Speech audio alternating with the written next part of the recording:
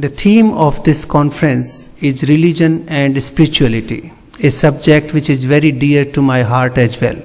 Nagyon örülök annak, hogy ennek a konferenciának a témája a spiritualitás és a vallás, amely számomra is egy rendkívül kedves téma.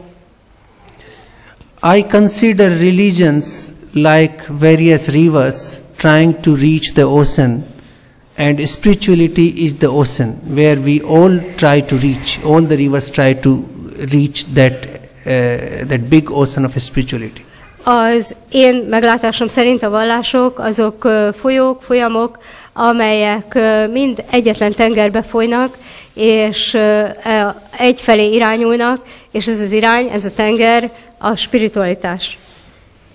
All the religions, whether it's Christianity, Judaism, Islam, Hinduism, Sikhism or Jainism, they all teach us that how to attain the root, the path of spirituality in our life.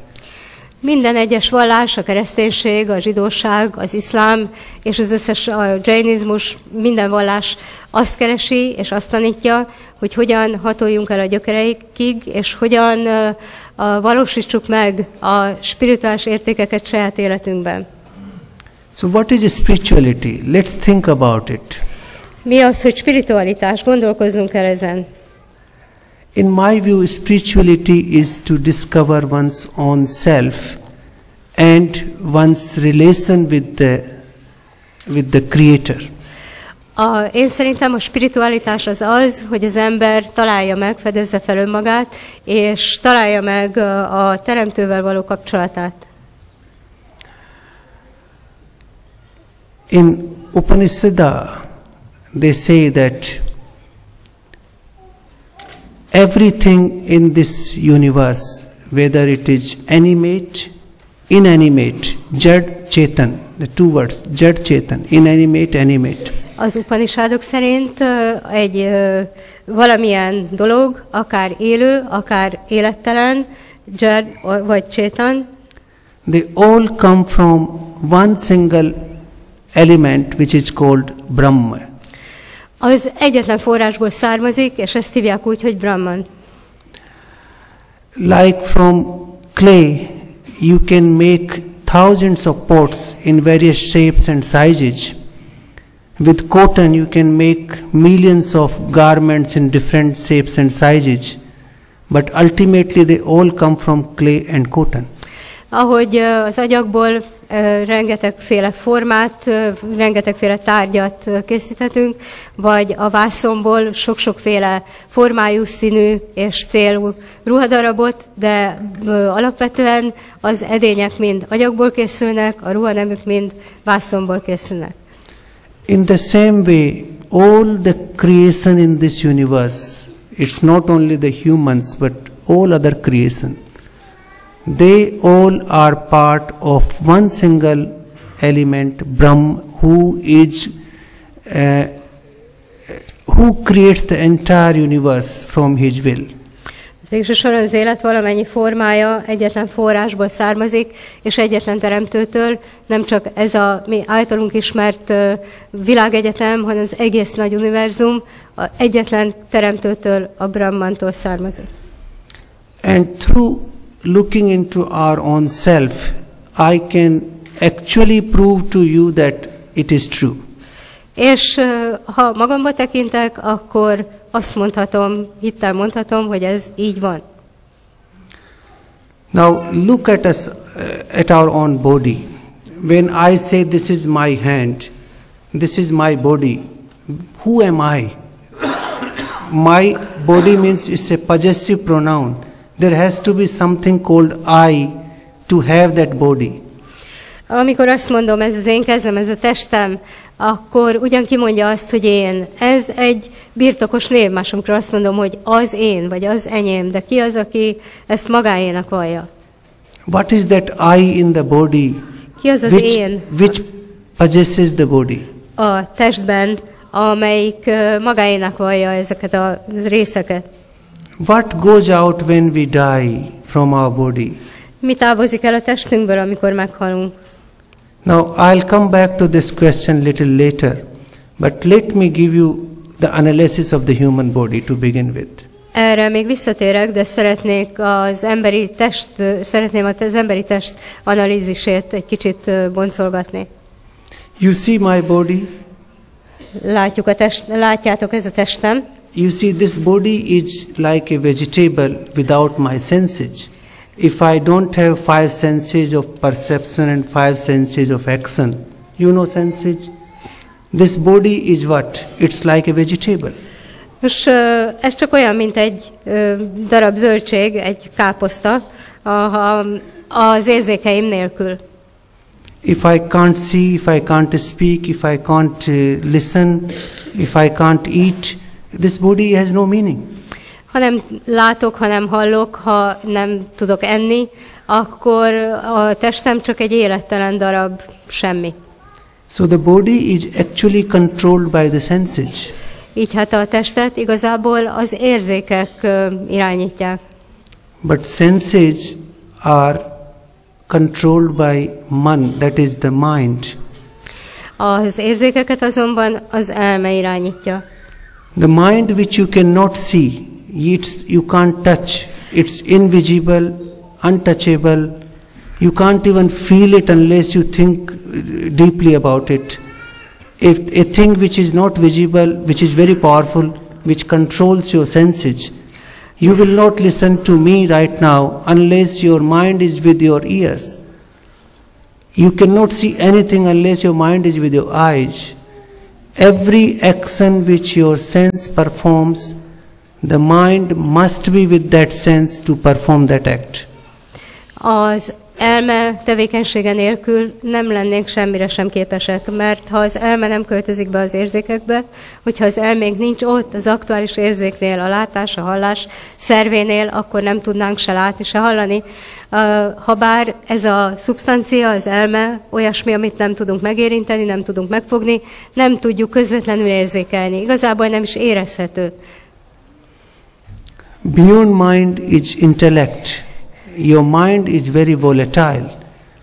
It can travel in a second to New York and another second to Delhi and even millisecond to moon. It's very volatile. And intellect keeps trying to control the mind, telling that this is not good, do this, don't do this. Az elme után következő dolog pedig az intellektus. Az elme az rendkívül mozgékony valami, az olyan, mintha röbdösne. Egyik pillanatban itt vagyunk, a másik pillanatban New Yorkban lehetünk, a gondolatainkban, a harmadikban akár a Holdon.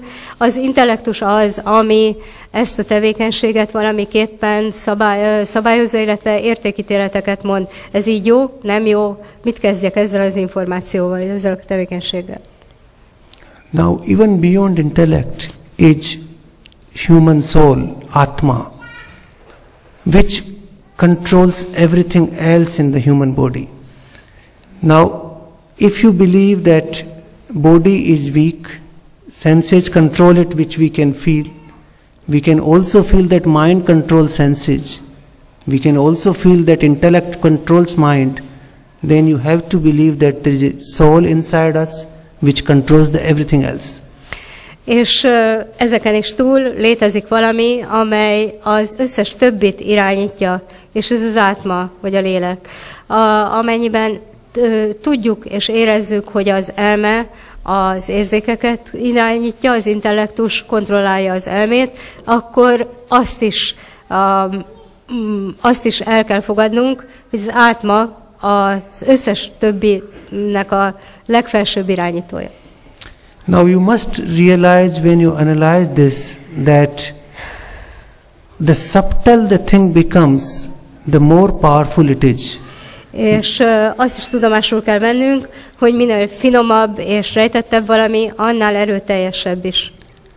It's like if you reach the atomic from the gross to the atom is more powerful than the gross. Amennyiben az anyag felől közelítünk az anyag belseje felé, akkor azt látjuk, hogy az anyagszerű az kevésbé erőteljes, mint az atom és annak a részei. Like body is gross, it is not powerful. Senses are small, they are more powerful. Mind is invisible, it's much more powerful. The intellect is invisible, you can't touch, can't see, more powerful. So the more subtle it becomes, the more profound, more powerful it becomes. Minél szubtilisabb, annál mélyebb, annál erőteljesebb. A test önmagában nem sokat ér, ha az érzékek nem irányítják. Az érzékek önmagukban nem tudnak működni, ha nincs ott az elme. Az elme felett nincsen az intellektus kontrollja, akkor az elmével sem tudunk sok mindent kezdeni, és ezek felett ott van a még rejtettebb, még finomabb átma, amely szabályozza ezt az egészet. Actually, you see the open space. This space where nothing can be visible is very powerful. It's the most powerful element on this universe. Amennyiben rátekintünk a nyílt térre, aminek azt úgy nevezhetjük, hogy semmi, nem látjuk, hogy ez valami. Mégis a tér, az űr a legerőteljesebb valami. Nothing is visible here, but it has everything which you can think of, conceive of in the universe. Itt ebben semmi sem látható külön-külön, és mégis magában foglalja mindazt, amit az univerzumban egyáltalán el tudunk képzelni.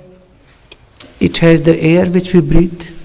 Az levegő, amelyet belégzünk. It has the energy which we get into the system, into our body. Az energia, amelyet felveszünk a testünkbe. It has the moisture, the water, the humidity. A nedvesség, amelyet magunkba veszünk. It has the earth when there is a dust because of this. A föld, amely a por, amely aztán leszáll a földre. Millions of sound travel through this. You have all cellular phone, all the sounds will come. A hangok, each one individually. Rezgések milliói ott vannak benne, hiszen itt vannak a mobiltelefonjaink, azzal is tudjuk ezt fogni.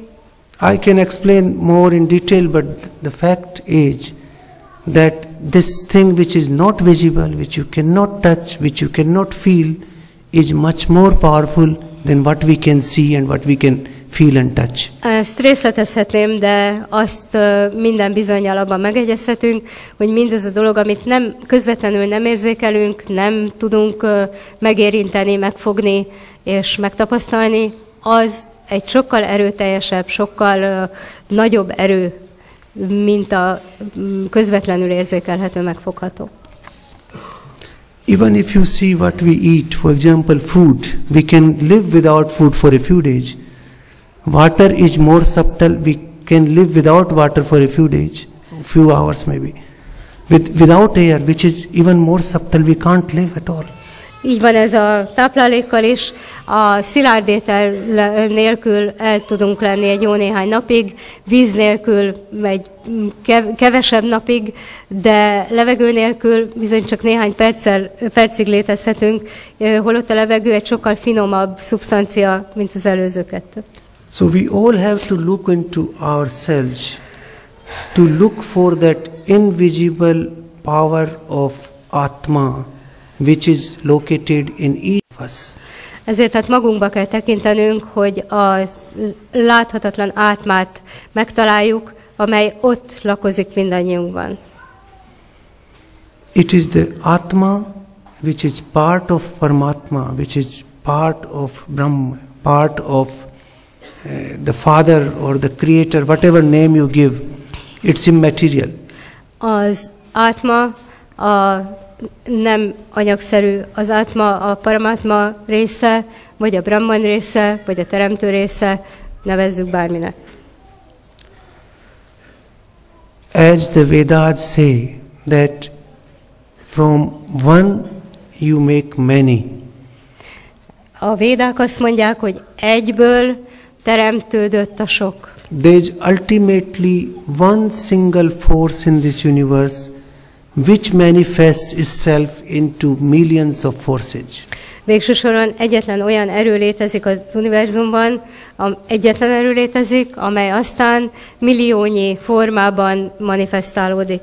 So if we can, because senses are supposed to look out, not in, we have to divert our senses to look inward, discover our soul, link this soul with the Creator, and then you will try to feel, you will realize that what spirituality is. És az érzékek arra is valók, hogy befelé tekintsünk. Ezért hát fordítsuk az érzékeinket befelé, és találjuk meg azt a lelket önmagunkban, a halhatatlan átmát, és ekkor fogjuk megtudni azt, hogy igazából mi a spiritualitás. What Swamiji has been teaching all his life, yoga, the spiritual thoughts, it will unite you. It will unite you with the universe. Then you will only find that everybody is made of the same soul. And why should we hate each other? We should love each other. We should live with together each other. És ez Swamiji tanítása is, ez az, amit egész életében tanít nekünk, a jóga tanítása, hogy mi mindannyian egyetlen a forrásból származunk, és egyetlen lélek részei vagyunk, ezért hát nem kellene egymást gyűlölnünk, vagy haragudnunk egymásra,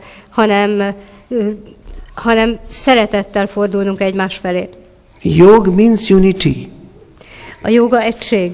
And that is the unity of your soul with the greater soul in the universe. A mi egyéni lelkünk egysége a nagyobb világegyetemmel, az egyetemes lélekkel. I can speak on this subject more, but I will not like to speak because I know Swamiji has much more profound thoughts to share. Sok and mindent we would mondhatnék like még to erről. listen to him rather than I speaking to you on this issue. So I would like to conclude with one sloka from Upanishad. Nem szeretném Swamiji elől elvenni a szót, és tudom, hogy az ő tudása sokkal mélyebb, és őt szeretnétek hallani, de egy Upanishad slokával szeretném befejezni. This sloka reads like this: Om Purnamadah Purnamidam Purnat Muchyate Purnasya Purnamadaya Purnameva Vasishyate. Om Shanti Shanti Shanti. It means that from the whole is created, from the infinite is created. A végtelenből teremtődött a véges. And still the infinite remains as it is. Ám a végtelen ugyanolyan végtelen marad. This is what the creation is. The Brahma is infinite. He has created a lot of things. He remains infinite. We are part of him. A teljesből, a végtelenből teremtődött ez a sok-sok konkrét és véges dolog, de mégis a végtelen, a teljes, a végtelen marad, és mi mindannyian ennek a részei vagyunk. Okay. So I'm grateful to all of you for listening to me. Nagyon köszönöm, hogy meghallgattatok. And I'm really delighted that all of us are, with the guidance of Swamiji, with his blessings, moving towards the path of spirituality, which will bring peace to this world, which will end all these conflicts which are there in our life and between many countries. Thank you so much. És nagyon